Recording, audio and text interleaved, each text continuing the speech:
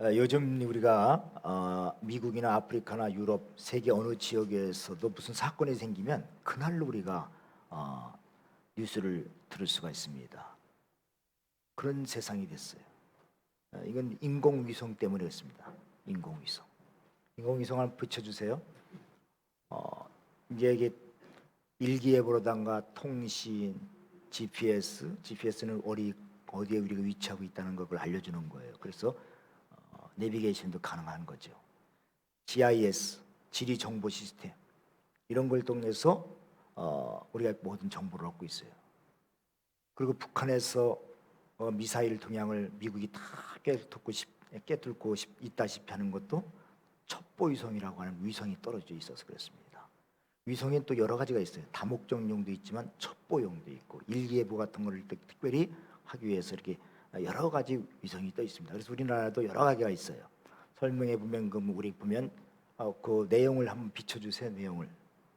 예. 그래서 정밀한 지구 관측이 가능한 다목적 실용용 위성 3호, 3A호, 전천후 지구 관측이 가능한 레이더 위성인 다목적용 5호, 위성 5호, 정지 궤도로 위성으로서 기상 관측이나 해양 관측이 가능한 천리안 위성 1호, 천리안 1호의 후속 후성인 기상 관측용 천리안 2호, 2A호, A자를 이렇게 표시했네. 개발 운영 이렇게 얘기들이 운영되고 있어요. 그래서 우리나라가 이게 1990년도 중반에 시작되는데 우리가 기술이 좋아갖고 세계 6위에서 7위권의 인공위성의 개발 기술 능력을 가지고 있습니다. 이 정도는 알고 있어야 될 것 같아요. 그래서 우리나라가 대단한 나라예요. 그래서 이렇게 위성으로 다 우리가 모든 것을 세계 곳곳에 일어나는 걸 갖다가 금방금방 그날 우리가 알 수 있는 거죠. 근데 예수님께서 탄생한 소식을 예수님이 알리시는데 인공위성으로 알리신 게 아니라 천사를 통해서 알리셨어요. 누구에게? 다 알려주신 게 아니라 예수님이 탄생할 때는 제일 먼저 한 사람들이 있는데 그 사람들이 누굽니까? 누가복음 2장 8절에서 11절 한번 볼까요? 시작. 그 지역의 목자들이 밤에 밖에서 자기 양떼를 지키더니 주의 사자가 곁에 서고 주의 영광이 그들을 두루 비침에 크게 무서워하는지라.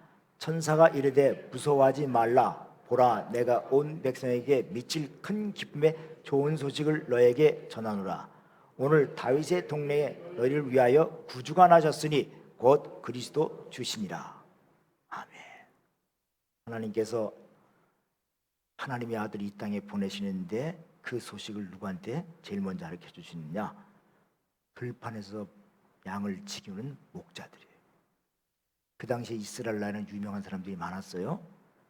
그 나라를 통치하는 헤로드 왕이 있었고 종교의 지도자인 대제사장, 성경학자인 서기관들. 근데 이런 사람들에게는 그리고 성전도 있었지 않습니까? 근데 하나님을 예배하는 성전도 있고 하나님의 백성들의 지도자인 이런 사람들이 있었는데 그 사람들한테 이 탄생 소식을 안 알려주고 이름도 없고 다른 사람의 관심 밖에 있는 목자들에게 알려줬다는 거죠. 그리고 이 목자들이 밤에 이렇게 양떼를 지킨다고 하는 것은 목자 중에서도 이 사람들 어떤 사람이겠어요? 이제 목자를 배우는 초년생들, 초짜들한테 아마 이 사람들이 지키고 있었을 거예요. 그렇잖아요? 지킬 때 어떤 일을 시킬 때 굳은 일을 시킬 때 누가 하는 거예요? 쫄병이 하는 거지. 쫄병. 이 사람들이 그런 사람들이었어요. 그렇지 않으면 양친을 위해 딱히 다른 일을 할 수 없는 가난하고 배우지 못한 사람들, 이런 사람들에게 예수님의 소식을 알리셨다는 거예요. 참 대단한 일이에요. 우리가 그래서 예수 믿는 거예요. 예수님 특별한 사람들에게만 하나님이 알리고 그들을 구원하신다고 그랬으면 우리는 그런 측에 못 들어가는데 하나님께서 이렇게 가장 눈에 띄지 않는 사람들에게 이 복음의 소식을 알리신 거예요. 그 다음에 또 한 부류 사람들이 있어요. 이 사람들 말고 또 하나. 그 사람들이 누굽니까? 이방 땅에서 별을 연구하는 동방박사들. 정통 유대인 이스라엘 백성들이 아니에요. 동방박사들. 근데 이 사람들이 이방인인데 별을 관측하다가 천문학상 이상한 별이 나타난 거예요. 그 별을 보고서 한 1000km가 넘는 길을 쫓아오다 보니까 유대 땅에 다다르게 된 겁니다. 그러면 왜 하나님께서 자기 백성 중에서 유명한 정치, 종교 지도자들을 배제하고 이 소외계층의 사람들, 목자들과 이방 지역에 있는 동방박사들에게 제일 먼저 소식을 전했는가? 그 이유를 정확하게 알 수 없지만 이 사람들의 행동을 통해서 우리가 알 수가 있어요. 이 사람들은 한마디로 뭐냐? 마음이 가난한 사람들이에요. 하나님 말씀하시면 그대로 순종하시는 사람들. 자, 보세요. 2장 15절에서 17절 한번 볼까요? 시작. 전사들이 떠나 하늘로 올라가니 목자가 서로 말하되 이제 베들레헴으로 가서 주께서 우리에게 알리신 바 이 이루어진 일을 보자 하고 빨리 가서 마리아와 요셉과 구유의 누인 아기를 찾아보고 천사가 자기들에게 이 이야기에 대하여 말한 것을 전하니. 그랬어요. 빨리 가서 마리아와 요셉과 구유의 누인 아기를 찾아보고. 이게 중요한 거예요. 지금 이 사람들은 뭐 하고 있어요? 양떼들을 지키느라고 지금 들판에 있어요. 이 사람은 빨리 이곳을 떠나게 되면 어떻게 됩니까? 양떼들 위험한 곳에 두고 가야 돼. 목자가 자리를 비운 사이에 얼마든지 들짐승들이 물어갈 수도 있는데, 그런 상황에, 그런데도 불구하고 그런 걸 감수하고 어떻게 해요? 하나님의 천사가 전해준 하나님의 말씀에 순종하기 위해서 그대로 떠났다는 거예요. 이게 쉬운 일입니까? 순수한 목자들이 아니었으면 어려웠을 거예요. 하나님은 이런 사람들을 통해서 역사하셔요. 마음이 가난하고 또 즉시 순종할 수 있는 사람, 그런 사람들 찾으시고 그런 사람들 통해서 오늘도 하나님의 역사를 이루어 가신다는 거예요. 그냥 모든 상황 속에서 먼저 내 입장만 먼저 생각하고 어떻게 하면 내게 유익이 될까, 손해가 될까, 이런 손익계산을 따지는 사람, 계산하는 사람, 머리가 팍팍 돌아가는 사람, 하나님 이런 사람들을 통해서 일하지 않으셔요. 혹시 그런 사람 통해서 일하신다 할지라도 그 사람들은 그냥 일하는 수단으로 일하시는 거예요. 일하는 거예요. 그런 사람들은요, 말씀에 순종하기도 어렵고 나중에 좀 잘 돼도 자기가 우쭐대는 거예요. 자기를 드러내고 싶어요. 그런데 하나님 이런 사람들을 쓰시지 않는 거예요. 마태복음에 보면 동방박사들도 그래요. 동방박사들이 별을 따라서 어디 가느냐? 예루살렘에 있는 헤롯궁으로 가요. 베들레헴으로 간 게 아니라 헤롯궁. 왜? 유대인의 왕으로 태어났으면 이건 왕자리거든요. 보니까 별자리 보니까 왕자리야. 왕이 태어났으면 분명히 왕궁이 있을 것이다. 그리고 찾아가서 묻잖아요. 유대인의 왕으로 나신 이가 어디 계십니까? 그냥 보니까 헤롯이 듣고 있다가 유대인의 왕이, 내가 유대인의 왕인데 누가 유대 왕이야? 그래서 죽이려고 성경 전문가들을 다 불러 모으잖아요. 불러 모아서 유대인의 왕이 어디서 태어난다고 예언자들이 말하느냐? 그러니까 대제사장과 서기관들이 모였으면서 그들이 얘기를 합니다. 미가서 선지자가 말씀하셨습니다. 미가서 선지자의 말씀에 따르면 베들레헴에서 태어나신다고 말씀했습니다. 다윗의 고향인 베들레헴에서 태어난다고 말씀하셨습니다. 그러자 동방박사는 어떻게 해요? 알겠습니다 하고 즉시 아기를 찾아 떠납니다. 그런데 여러분, 대제사장과 서기관들은 성경 박사 아니에요. 다 아는데 안 나서요. 한 사람도 찾으러 나선 사람이 없어요. 이게 얼마나 아이러니예요. 대제사장과 서기관들은 하나님의 말씀 알고도 순종하지 않아요. 이거 우리 조심해야 돼요. 저부터 조심해야 돼요. 성경 좀 안다는 사람들 조심해야 돼. 교회 오래 다녔다는 사람들 조심해야 돼. 들은 거 은혜 받으면 뭐야? 은혜 받으면 은혜 받아야 되지만, 부흥회 때 은혜 받고 받아야 되지만 움직여야지. 하나님은 처음부터 이것을 아시고 하나님 앞에 가난한 마음과 겸손한 마음과 순종의 마음을 가지신 이런 사람들에게 소식을 알리신 거예요. 그래서 야고보는 뭐라고 합니까? 야고보서 2장 26절에 영혼이 없는 몸이 죽은 것 같이 행함이 없는 믿음 뭐요? 죽은 것이라. 살아계신 하나님의 말씀을 듣고도 움직이지 않으면 그 영혼은 죽은 몸과 같다. 영혼이 없는 죽은 몸과 같다. 당시 서기관들이나 대제사장들은요, 성경의 박사인지는 모르지만 행동이 따르지 않았어요. 마치 생명이 없는 돌부처 같았어요. 그래서 사무엘 선지자는 하나님의 말씀에 따르지 않는 사울 왕에게 뭐라고 그랬습니까?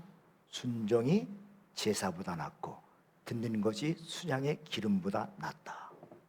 하나님의 말씀 한마디라도 알고 순종하는 것이 제사를 거창하게 드리는 거, 예배를 탁 드리는 거 그보다 낫고, 수양의 기름보다 헌금을 많이 하고 뭐 제물을 많이 드리고 그런 것보다 훨씬 낫다. 하나님의 말씀을 거역하는 것은 마치 뭐와 같으냐? 사신 우상, 죽은 우상에게 절하는 죄와 똑같다. 그런 말씀. 우리가 하나님 말씀을 거역하는 거는요, 뭐예요? 죽은 우상에 우상 숭배하는 것과 똑같다는 거예요. 우리가 많은 것은 알지 못해도 아는 것만큼 하나님 말씀이 그렇다면 어떻게 해요? 그런 줄 알고 순종하는 성도들이 되시기를 바랍니다. 네. 누가복음 2장 10절 한번 봅시다. 시작. 천사가 이르되 무서워하지 말라. 보라, 내가 온 백성이 미칠 큰 기쁨의 좋은 소식을 너에게 전하노라. 이 목자들이 천사를 봤을 때는 처음에 뭐 기쁜 게 아니었어요. 두려웠어요. 왜 두려웠어요? 우리가 하나님을 보면, 거룩한 천사들을 보면 두려운 거예요. 벌벌 떨었어요. 그러니까 천사들이 두려워하지 말라 위로하면서 뭘 하셨느냐? 예수님의 탄생의 의미를 잘 설명해 줍니다. 예수님의 탄생의 의미가 뭔가? 11절을 한번 볼까요? 시작. 오늘 다윗의 동네에 너희를 위하여 구주가 나셨으니 곧 그리스도 주시니라. 다윗의 동네라고 하면 어딜 말하는 거예요? 베들레헴. 다윗의 고향인 베들레헴에 태어난 아기는 보통 아기가 아니라 너희들이 그동안 기다렸던 그리스도, 메시아의 주님이시다. 이걸 가르쳐줬어요. 이스라엘 백성도 그 당시에 메시아를 기다리고 있었어요. 그리스도가 메시아예요. 왜 기다렸느냐? 너무 로마의 압제에서 그들이 시달림을 받으니까, 옛날 모세가 애굽에서 시달림을 받고 있었던, 애굽에서 노예 생활을 하고 있던 이스라엘 백성을 구출하는 것처럼 그런 모세와 같은 메시아를 그들은 기다리고 있었던 거예요. 그래서 또 모세가 그랬어요. 나와 같은 선자가 나올 것이다. 그의 말을 들으라. 이런 말씀했기 때문에 예수님 당시에, 예수님 오실 당시 사람들은 메시아를 기다리고 있었어요. 그런데 바로 오늘 천사들이 다윗의 동네에 태어난 아기가 보통 아기가 아니라 바로 구주시라, 그리스도의 주시라, 세상을 구원한 너희들을 위해서 세상을 구원할 구세주가 오셨다. 이거를 알린 겁니다. 그러면서 설명을 쭉 하는 거예요. 온 백성에게 미칠 뭐예요? 큰 기쁨의 소식이다. 근데 우리가 알 것은 목자들이 영적인 존재인 천사들을 만났다는 그 사실 자체보다도 더 중요한 게 뭐냐? 천사들이 전해주는 메시지의 의미를 아는 거예요. 오늘 수많은 뉴스나 정보를 듣는데 매스컴을 통해 듣지 않습니까? 근데 그 뉴스를 듣는 게 중요한 게 아니라 그 뉴스 정보가 뭘 의미하는지 분별하는 능력이 중요하죠. 여러분 뉴스를 보고 무슨 사건이 있었다. 그 사건만 하는 게 중요하라 사건 배후에 왜 이 뉴스가 나왔냐, 누가 이런 뉴스를 이렇게 했느냐, 그 배후에 그걸 분별하는 게 중요하지 않습니까? 북한이 장거리 미사일을 쐈다. 그 사실을 보다도 더 중요한 건 뭐예요? 왜 그들이 그 미사일을 쐈느냐, 이 의미를 아는 게 중요하지 않습니까? 마찬가지예요. 우리가 어떤 신령한 사실을 목격하고 놀라운 사실을 경험했다 할지라도 그 사실이 중요한 게 아니라 그 의미가 무엇이며 어떻게 그것을 내 삶에 적용하느냐가 중요한 거죠. 오늘 예배를 드렸다, 이것도 중요해요. 하나님의 말씀을 들었다, 이거 중요해요. 크리스마스를 맞이해서 우리가 주 앞에 나갔다, 중요하지만 그보다도 그 크리스마스의 의미와 오늘 내가 어떻게 살아야 되는가, 이게 더 중요하지 않겠습니까? 바로 오늘 우리가 이 사실을 이야기하고 있는 거예요. 그래서 메시지의 의미를 천사들이 다 설명해 주는 거예요. 이분은 이상한 별이 나타나고 이게 아기가 태어났는데 이 아기는 우리가 기다리던 구세주다. 그래서 아기가 태어났는데 보통 아기인지도 모르는데 이걸 다 설명해 주는 거예요. 이 아기가 너희들이 가서 확인해 봐라. 구유에 누인 아기, 강부에 쌓인 누인 아기가 그게 바로 표적이다. 이런 걸 쫙 설명을 해주지 않습니까? 우리가 이렇게 하나님께서 여러 가지 메시지를 오늘날도 우리에게 전해주는데 이걸 인간적으로 시각으로 해석을 하면 시험에 들 수 있어요. 그래서 우리가 내 감정의 소리, 내 마음속에 나오는 감정의 소리보다 성령님의 설명을 들을 수 있어야 돼. 이 당시는 천사를 통해서 하나님이 설명해 주셨다면 지금은 성령님을 통해서 우리에게 설명을 해주세요. 그래서 성령님의 음성을 들으려면 어떻게 해요? 우리가 먼저 성령 충만해요. 성령의 지배를 받아야 돼요.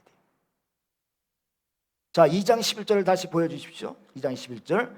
다윗의 동네에 너희를 위하여 구주가 나셨으니 곧 그리스도 주시니라. 자, 천사가 어떻게 했을까입니까? 이 이야기는 다른 사람의 이야기가 아니라 너희를 위해서 구주가 나신 너희의 이야기다.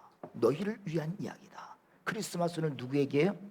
너희를 위한, 저와 여러분을 위한 이야기예요. 이렇게 해석을 해줘요.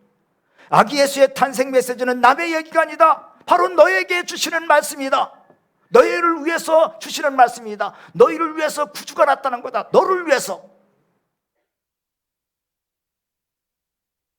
이걸 우리가 의미를 깨닫는 거예요. 사탄은 우리를 죄짓게 만들고 병들게 만들고 불행하게 만드는 그런 장본이 있는데, 이 사탄의 권세, 사탄을 멸하기 위해서 이 땅에 주님이 오셨다는 거예요. 이게 크리스마스의 의미다 하는 거예요. 이 크리스마스는 하나님께서 우리를 죄에서 우리를 구원시키려고 수천 년 동안 계획하시고 추진해 오신 사건이에요. 창세기 3장 15절 이후에서부터 하나님이 계획하신 거예요. 여자의 후손이 네 머리를 상하게 할 것이다. 창세기 3장 15절에 말씀하시잖아요. 사탄을 향해서 하신 말씀이에요. 그 사건을 하나님이 창세기서부터 우리 인간이 범죄한 순간부터 계속해서 추진해 온 계획이 바로 오늘 이 유대 땅에서 예루살렘 베들레헴에서 이루어진 것이다. 얼마나 여러분 이게 놀라운 일이에요. 그래서 지극히 높으신 것은 뭐예요? 하나님께 영광이요. 하나님께 영광이 뭐예요? 하나님의 뜻대로 이루어지는 게 하나님께 영광이에요. 그래서 우리는 주기도문을 암송할 때마다 하나님의 뜻이 하늘에서 이루어진 것 같이 땅에서 이루어지길 원합니다. 이게 하나님께 영광이에요. 땅에는 하나님이 기뻐하시는 사람들의 평화로다. 인간이 범죄한 순간부터 모든 게 다 단절됐어요. 화목이 깨졌어요.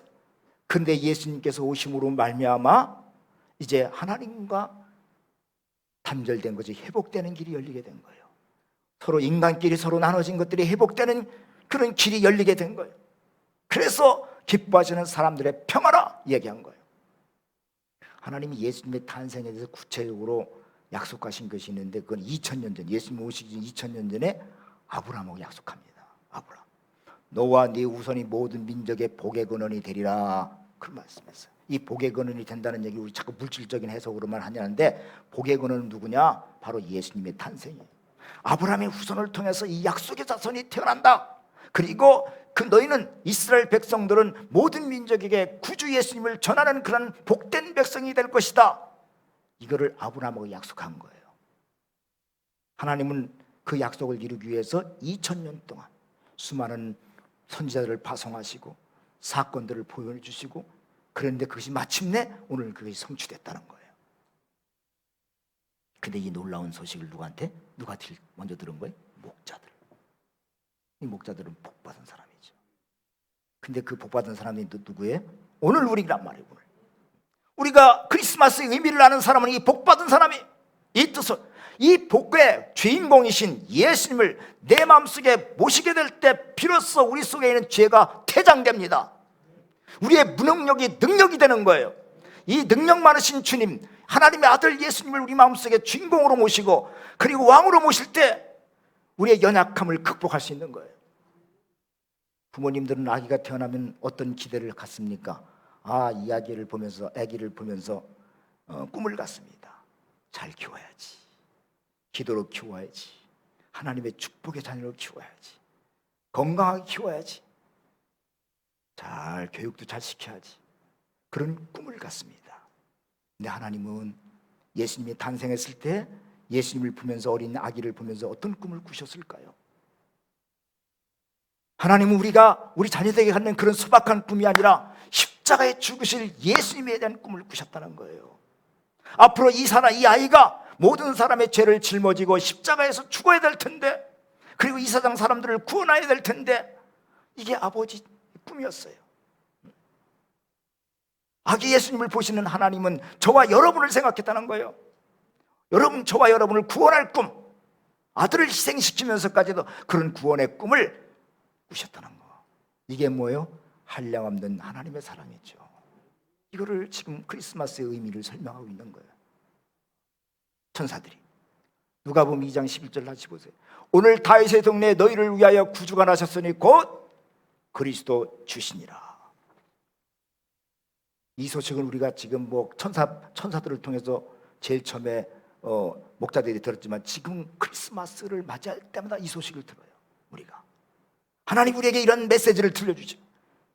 여러분, 예수님의 33년 동안의 하루하루의 삶은 십자가를 향해서 가는 삶이어서, 십자가, 엄밀히 말하면 예수님의 십자가의 삶의 시작은 언제부터냐? 이 세상에 오시는 순간부터 시작된 거예요. 모든 종교는요, 인간에게 뭘 요구해요? 희생 제물을 요구해요. 너희들이 이런 거 바치면 내가 복 주겠다. 그렇잖아요. 희생 제물을 요구해요. 더 많이 바쳐라. 더 많이 바쳐라. 그런데 주님은 우리를 위해서 뭐예요? 희생 제물을 요구하시는 게 아니라 주님이 친히 희생 제물이 되셨다는 거예요. 이 놀라운 사건이에요. 이게 크리스마스의 의미예요. 그래서 로마서 5장 8절에 이런 말씀하십니다. 시작. 우리가 아직 죄인 되었을 때 그리스도께서 우리를 위하여 죽으심으로 하나님께서 우리에게 대한 자기의 사랑을 확증하셨느니라. 예수님의 탄생부터 십자가 지시까지 모든 삶의 과정이 뭐예요? 하나님이 우리를 이처럼 사랑하신다는 것을 증명하는 거예요. 증명. 하나님은 말씀으로만, 우리 입으로만 너희를 사랑한다 말씀하지 않고 예수님의 십자가 탄생부터 십자가의 모든 과정을 통해서 뭐예요? 우리를 사랑하신다는 걸 증명하셨어요. 또 뭘 못 믿어요? 뭘 믿기는? 하나님이 이렇게 하셨어요. 다 보여주셨어요. 자, 그 다음에 우리가 이런 소식을 들었으면 어떻게 해야 돼? 목자들은 천사의 말을 전하기 위해서 어떻게 즉시 길을 떠났어요. 크리스마스의 의미는 뭐냐? 우리가 복음을 들고 떠나는 거야. 사명. 2장 17절에서 19절 한번 보여주십시오. 시작.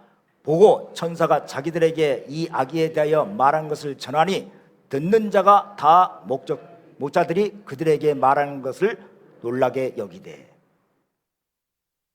천사들이 말한 걸 다 얘기한 거 사람들이 듣는 사람이 어떻게 놀랬다 그랬어요. 누가 전도하고 누가 선교합니까? 들은 사람이 전도하고 들은 사람이 선교하는 거예요. 자기가 체험한 것만큼 전하게 되는 거예요. 목자들은 자신의 사명을 다하기 위해서 즉시 떠났어요. 떠나면서 어떡합니까? 2장 20절 보세요.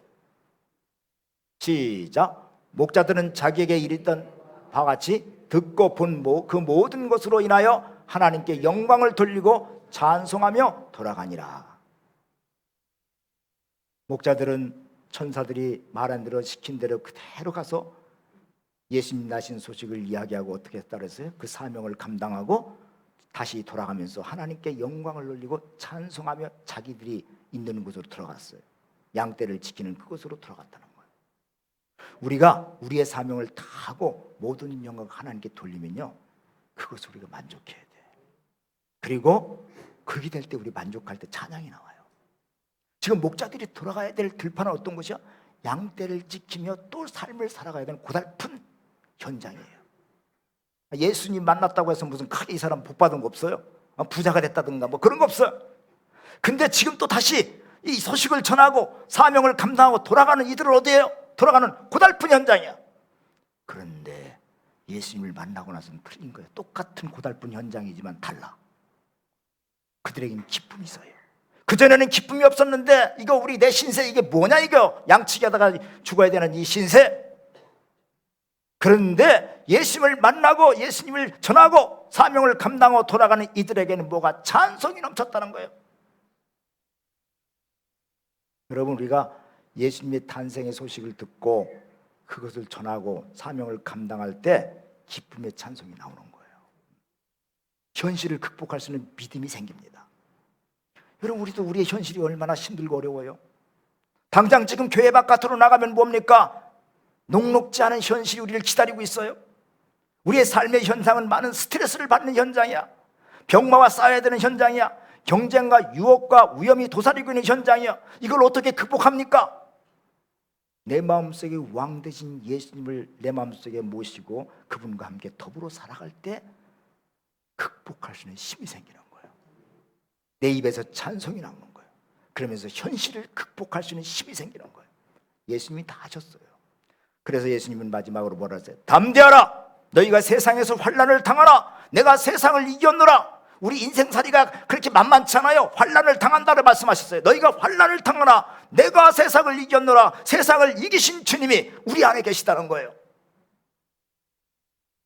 그래서 우리도 승리할 수 있다는 거예요. 이제 우리가 목자들처럼 복음을 전하기로 순종하는 성도들이 되십시다. 그리고 어떤 상황 속에서 찬송으로 하나님께 영광을 돌리는 이번 크리스마스가 되시고 여러분의 삶의 현장에서 승리하는 여러분이 되시기를 주의 이름으로 축원합니다. 기도하겠습니다. 하나님 아버지 고맙고 감사합니다. 우리를 죄에서 구원하시기 위하여 아들 예수 그리스도를 이 땅에 보내주시고 우리의 죄값을 대신 지불하게 하신 그 크신 은혜를 감사합니다. 어느덧 한 해의 끝자락을 맞이하고 있습니다. 이 땅에 주님이 오셨고 또 다시 오실 주님을 묵상하는 크리스마스를 맞이해서 다시 내 마음 중심에 예수님을 왕으로 모시고 녹록지 않은 현실을 이길 수 있는 힘을 갖게 하여 주옵소서. 오늘도 귀한 예물을 드리는 성도들의 손길을 일일이 기억하시고 성도들의 가정과 직장과 삶의 자리를 붙들어 주시옵소서. 먼저 그의 나라와 그의 의를 구하면 모든 것을 더하여 주신다고 하는 하나님의 약속의 말씀을 체험하며 또 한 주간도 승리할 수 있는 믿음을 주시옵소서. 예수님의 이름으로 기도드리옵나이다. 아멘.